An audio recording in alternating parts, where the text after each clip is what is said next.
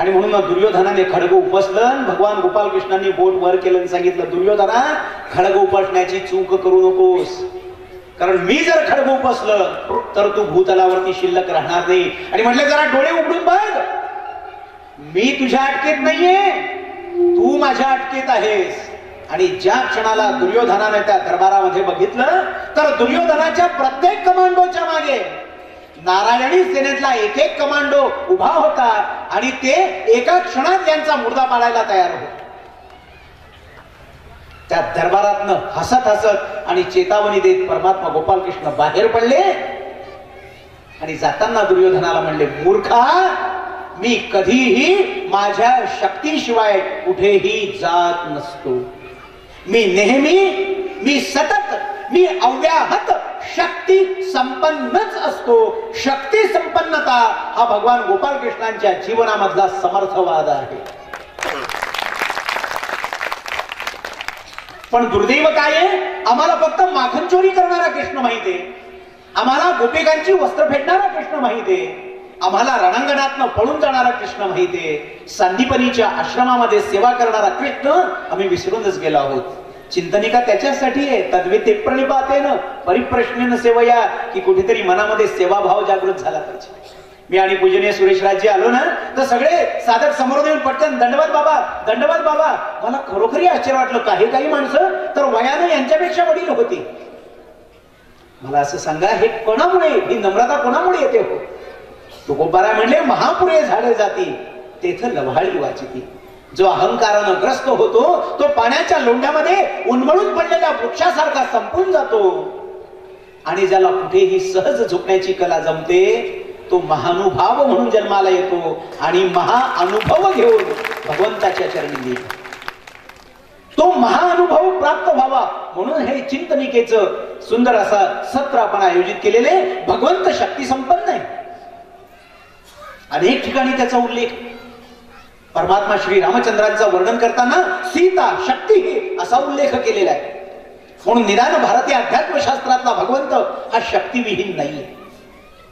समर्थ म्हणले, शक्तीने मिळती राज्य, युक्तीने यत्न होत असे, पण कोणतं राज्य मिळवायचंय? एखाद्या भूप्रदेशावरती सत्ता मिळवायची, 100-200 वर्ष तिथे राज्य शासन करायचं, हे भारतीय अध्यात्मशास्त्राला आणि भारतीय विचारवंतांना मान्य नाही.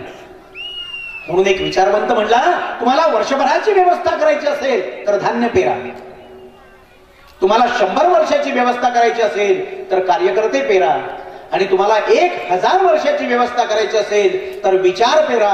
चक्रधर स्वामींच्या या देहाला लुप्त होऊन 800 वर्ष झाले आहेत आणि तरीही अखिल भारतीय पातळीवरती महानुभव संप्रदायाचं जे कार्य सुरू आहे त्याच्या मागे ही धारणा आहे. चक्रधर स्वामींनी लीळा चरित्राच्या माध्यमातून या भारताच्या सुपीक आणि स्वनामधन्य धरणीमध्ये भगवत भक्तीचे विचार पेरलेले आहेत. विचारांच्या माध्यमातून समोरच्या हृदयाचं परिवर्तन हा चक्रधर स्वामींच्या चरित्रातला समर्थवाद आहे. हा समर्थवाद काय? एकाने दुसऱ्याला आक्रमित करणे हा समर्थवाद आहे का? किंवा पराक्रम या शब्दाची व्याख्या याचप्रमाणे करण्यात आली. परान आक्रमते आसौ पराक्रमाः अशी व्याख्या दिली. भगवान श्रीरामांनी रावणावरती विजय मिळवला आणि रावणाला नेस्तनाबूत केलं, हा रामरायांचा पराक्रम. परमात्मा गोपाल कृष्ण कंसाच्या दरबारात पोहोचले. काय वय हो? श्रीमद भागवत असं म्हणतं, भगवंताने गोकुळ सोडलं तेव्हा 8 आणि 9 या वर्षाच्या दरम्यान परमात्मा गोपाल कृष्णांचं वय. जी माणसं धैर्य कान्हा चोळी लुगडी म्हणून आमच्या भगवान गोपाल कृष्णाला प्लेबॉय म्हणून बदनाम करतात, त्यांना आपल्याला टाचून सांगता आलं पाहिजे की ज्या वयामध्ये या मुलानं गोपिकांची वस्त्र पळवण्याचा थोडासा अगोचरपणा केला ते वय 8 वर्षापेक्षा कमी नाहीये. 8 वर्षापेक्षा कमी आहे, जास्त नाहीये. मला आठवत आहे ऋषी पंचमीचा दिवस असायचा. आमची आई, माझी काकू, आमच्या गल्लीतल्या सगळ्या माता भगिनी नदीवरती जाऊन स्नान करायच्या आणि त्यांच्यामध्ये मी पण लुटफुट करत स्नान करायचो, कारण माझं वय 5-6 वर्षाचं. परमात्मा गोपाल कृष्ण ज्या प्रकारचे मानले जातात आणि भारतीय संस्कृतीचा आणि विचारांचं हनन केलं जातंय तो अतिशय निंदनीय असा प्रकार आपण थांबवला पाहिजे. भगवंताने गोपींचं वस्त्रहरण केलं, याला एक वेगळा आध्यात्मिक संदर्भ जरी असला तरी ज्या वयामध्ये त्यांच्याकडनं ती लीला झालेली आहे ते वय आहे वय वर्ष 8. आम्ही जर भगवंताच्या चिरहरणाच्या लीलांचं वर्णन करत असू तर दुर्योधनाच्या दरबारामध्ये असहाय्य आणि विकलांग झालेल्या एकवस्त्र आणि रजस्वला असलेल्या द्रौपदीला अंबरावताराच्या माध्यमातून तिच्या अब्रूचं संरक्षण करणारा परमात्मा गोपाल कृष्ण आपण सोयीस्करपणानं का विसरतो हा माझा तुम्हाला प्रश्न आहे. परवा दिल्लीमध्ये एक नृशंस घटना घडली. एका मुलीवरती 4 नराधमांनी अत्याचार केले आणि त्या मुलीला मरावं लागलं. हे कसलं लक्षण आहे? या देशातल्या भगवान गोपाल कृष्णाच्या समर्थवादाला आम्ही विसरलो आहोत याचा हा परिणाम आहे. आमच्या देशातली आई, आमच्या देशातली भगिनी हा आमच्या स्वाभिमानाचा बिंदू होता. बाबासाहेब पुरंदरे म्हणले, स्त्री ही मराठ्यांच्या उदय मंदिरातली देवता आहे. सीतेचा एक अश्रू पडला तर लंका नेस्तनाभूत झाली. द्रौपदीच्या एका अश्रुपातामुळे कौरवांचा निर्वंश झाला. अशा ज्या स्त्रीचं शील आणि चारित्र्य आमच्या भारतीय संस्कृतीच्या स्वाभिमानाचा, पूजनाचा आणि आदराचा विषय होता, ते भारतीय स्त्रीचं स्वातंत्र्य, ते भारतीय स्त्रीचं शील आज आम्ही पायदळी तुडवतो आहोत का? तर आमच्या डोळ्यापुढे फक्त चिरहरण करणाऱ्या तथाकथित प्लेबॉय असलेल्या भगवान गोपाल कृष्णाला उभं करण्याचं कार्य काही छिद्रान्वेषी विचारवंतांनी केलेलं आहे. मी तिकडे दक्षिणेमध्ये गेलो होतो. काही मंदिरं आहेत, तिथे सुंदर शिल्प आहे आणि एक शिल्प असं होतं परमात्मा गोपाल कृष्ण मध्ये आहेत आणि प्रत्येक गोपी बरोबर ते रास क्रीडा करत आहेत असं एक शिल्प होतं. आम्हाला समजवताना त्या गाईडने the playboy playing with every gopi असा शब्द वापरला. 100-150 माणसं आम्ही होतो. सगळ्यांनी ते शांतपणे ऐकून घेतलं. फक्त मी त्याला ऑब्जेक्शन घेतली. म्हटलं, you can say him the play boy.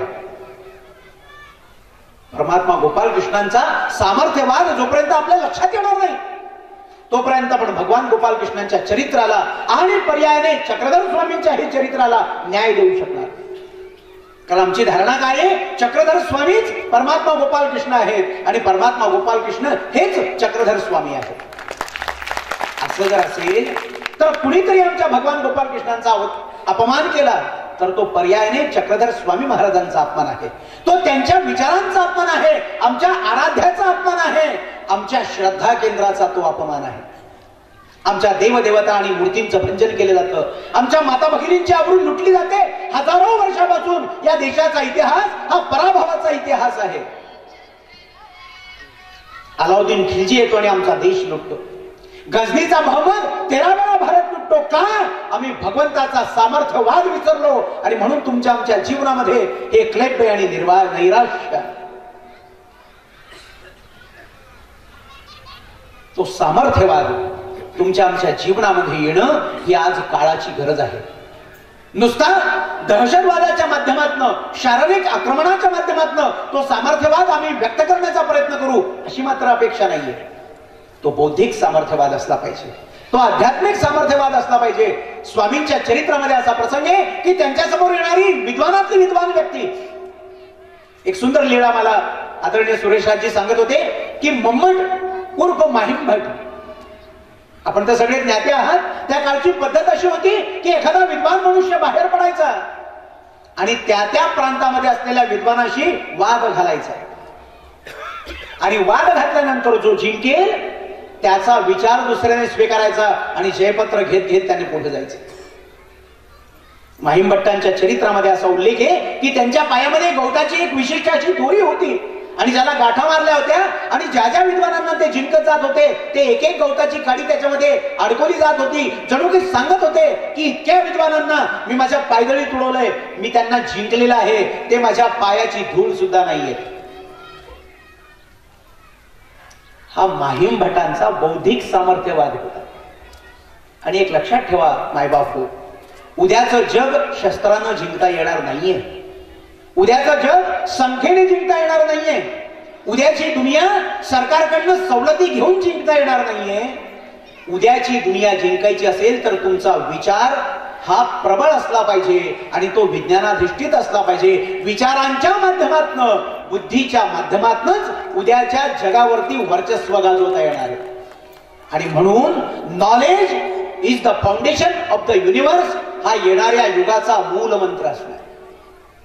अशा अतिशय बुद्धिमान असलेले माहिमभट जेव्हा चक्रधर स्वामींच्या समोर आलेले आहेत आणि बोलायला सुरुवात केली, काय आमची भारतीय संस्कृती प्रामाणिक माणसांचा देश हो, लबाड माणसंच नव्हती. आपल्या हातून झालेल्या चुका सत्याचे प्रयोग म्हणून लिहून ठेवल्या लोकांनी.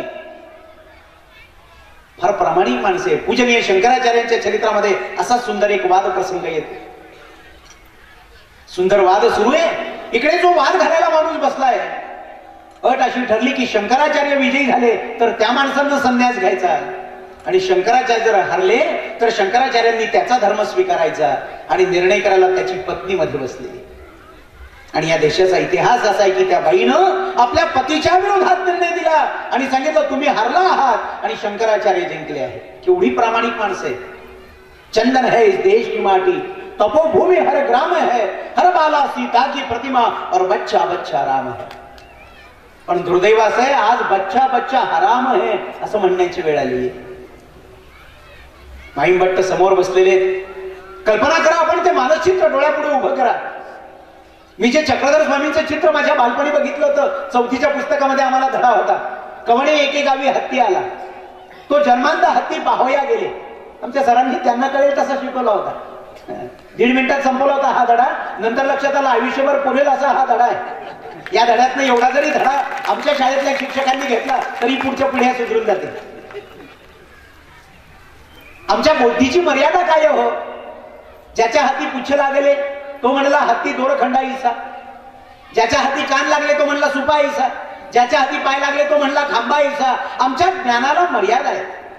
कोणतंही ज्ञान असू दे, ते प्रासादिक ज्ञान असू दे किंवा प्रातिभिक ज्ञान असू दे, ज्ञानाला मर्यादा आहे. पण ज्ञानाची मर्यादा जो जाणतो तो खरा ज्ञानी. आणि अशी विराट जयपत्र घेऊन फिरणारा मंबट उर्फ माहिमभट जेव्हा चक्रधर स्वामींच्या समोर आले, अहंकार केवढा. संस्कृत येतं का म्हणले, संस्कृतात बोलता का? काय गंमत आहे बघा. चक्रधरांच्या पर्यंत किंवा ज्ञानेश्वरांच्या पर्यंत नव्हे, अगदी अलीकडे एकनाथांच्या पर्यंत आमच्यामध्ये ही घमेंड होती. अभिमान वेगळा आणि घमेंड वेगळी. आम्हाला संस्कृतचा अभिमान असणं अनिवार्य आहे, पण संस्कृत मधनं काहीच येत नाही. सारम भातम खातम जातम अनुस्वारम देतम जातम संस्कृतम होतम.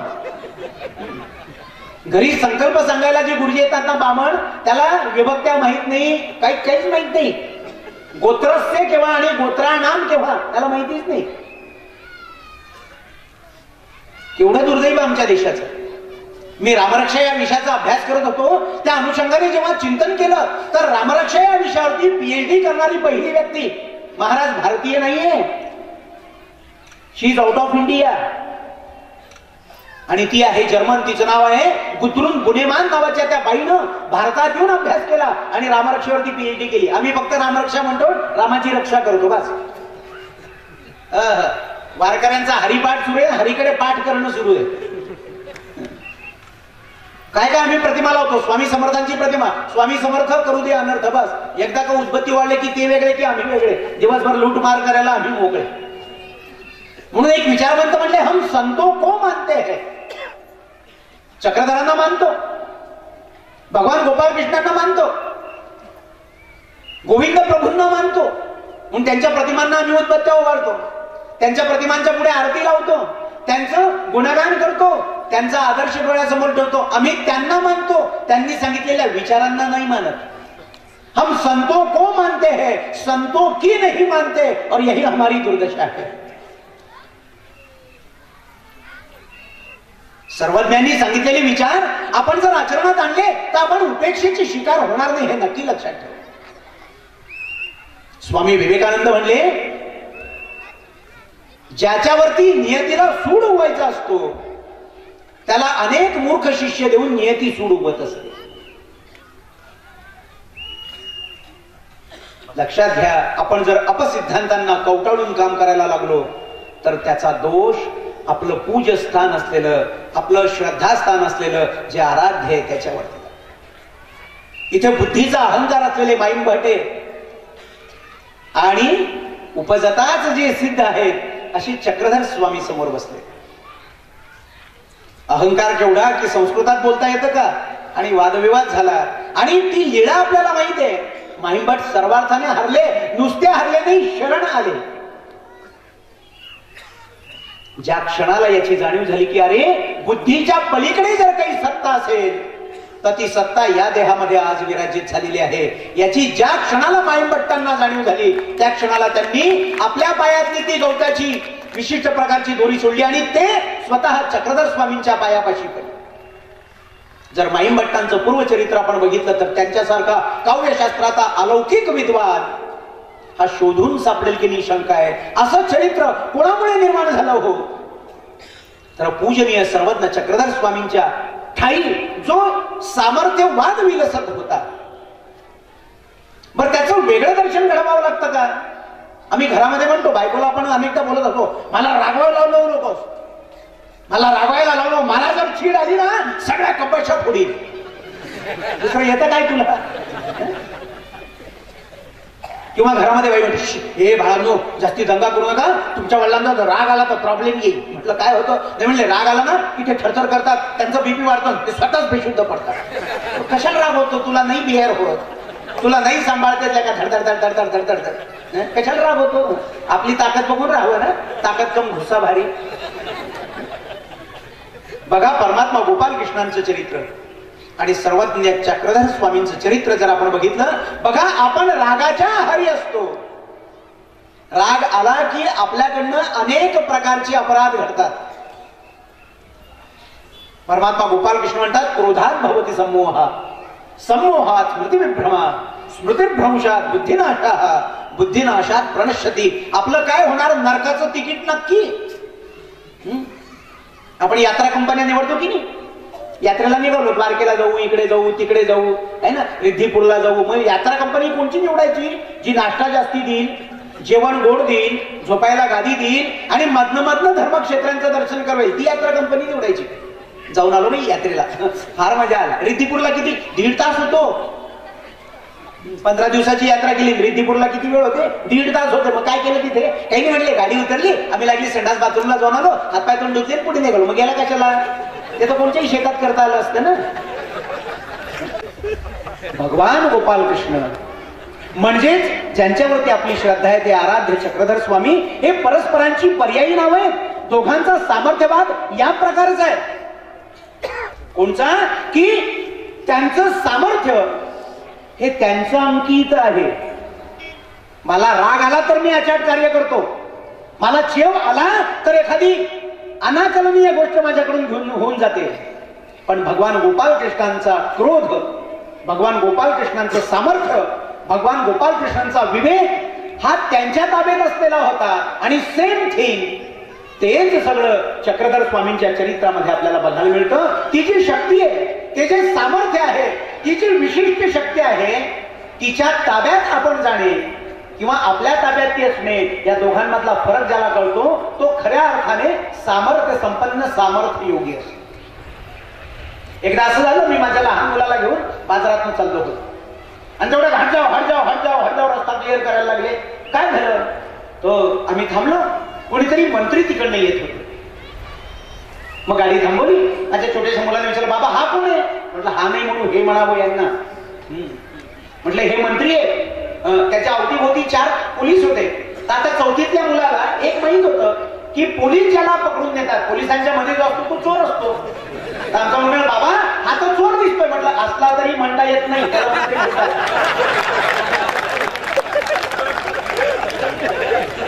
म्हणजे वास्तव ज्ञान त्याला झालं होतं. हे असं बोलायचं नाही, म्हणजे हा तो चोर आहे. म्हटलं असं बोलायचं नाही, असला तरी त्याला चोर म्हणता येत नाही, त्याला मंत्री म्हणतात. त्या पोराला समजून सांगितलं, बाबा रे असं काही बोलू नको, हे आपले मंत्री साहेब आहेत, किती स्वच्छ पांढरे कपडे आहेत त्यांचे. आणि ते जे बाजूला 4 पोलीस आहेत ना, ते हे आपले मंत्री साहेब त्या पोलिसांच्या ताब्यात नाहीये, ते पोलीस यांच्या ताब्यात आहे. मंत्री आले की ते सॅल्यूट मारतात. मग लहान मुलगा त्याने सिद्धांत पक्का केला की 4 पोलिसांच्या मध्ये जो असतो त्याला मंत्री असेल. पुढे अजून महिनाभराने एका कोर्टात जाऊ लागलो, तर असं बेड्या घातलेला एक माणूस चालला होता, होती 4 पोलीस होते. माझा मुलगा बाबा बाबा बाबा बाबा ते बघा मंत्री. म्हटलं आता तुला खरंच ज्ञान झालं. अरे बेटा ते मंत्री नाहीये, हा चोर आहे. त्यांचा अंतरंग ओळखण्यासाठी श्रीकृष्ण आयोग नेमावा लागतो. आपण मग मी बाळाला समजून सांगितलं, बेटा हाही पोलीस यांच्यामध्ये आहे आणि तोही पोलिसांच्या मध्ये होता, पण पोलीस त्याच्या ताब्यात होते, हा पोलिसांच्या ताब्यात आहे. दोघांमध्ये मूलभूत फरक आहे. गतिमान चक्र जसं गतिशून्य भासतं, पण गतिशून्य चक्र गतिमान असत नाही. तस सामर्थ्य असूनही सामर्थ्याच्या आहारी जाणं हे सामान्य माणसाचं लक्षण आहे. आणि असलेलं सामर्थ्य हवं तेव्हा हवं तेवढ्या प्रमाणात काम क्रोध विकार रहित होऊन वापरणं हे असामान्य अवताराचं लक्षण आहे.